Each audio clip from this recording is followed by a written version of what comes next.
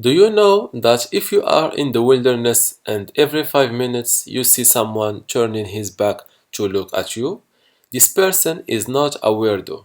He is just trying to get a visual memory of his walking back path.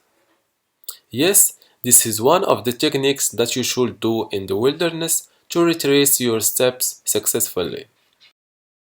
Hello and welcome to this video of the online course Wilderness Navigation Masters named How to Retrace Your Steps, where you will learn why and how to retrace your steps if you want to do an out and back trip in the backcountry, if you are disoriented in the wilderness and you want to get back to your last point, if you hurt your knees, for example, so you can't continue going along and you want to get back to your starting point.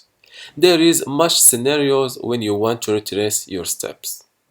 If you want to hike in the backcountry or just in the wilderness, one of the rules that you should always follow is to not walk in a direction unless you can walk it back, retracing your steps.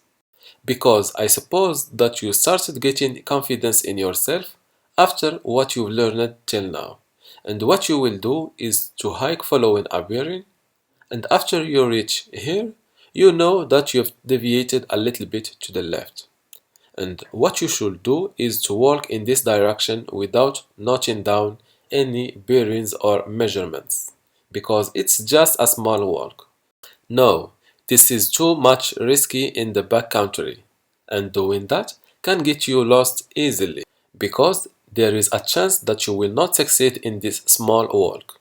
And what happens after you realize that is that you will try to retrace back this little walk and you will finish by getting more lost. And even the back bearing of the first forward bearing will not help you to return to your starting point. What you should do, note down your distances and the bearings that you've walked following to guarantee having the ability to retrace your steps, even for small distances. Why distances and not time or paces? Distance is more accurate because distance walking uphill for 30 minutes, for example, is different from distance returning downhill for the same amount of time, even if you follow the same path. Same thing with paces. Another case when being able to retrace your steps can be useful is when you found a place like a mushroom spot and you want to get back to it the next day with another friend.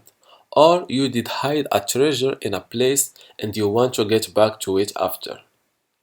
What you should do is 1. Triangulate this spot with the back bearings of 3 landmarks.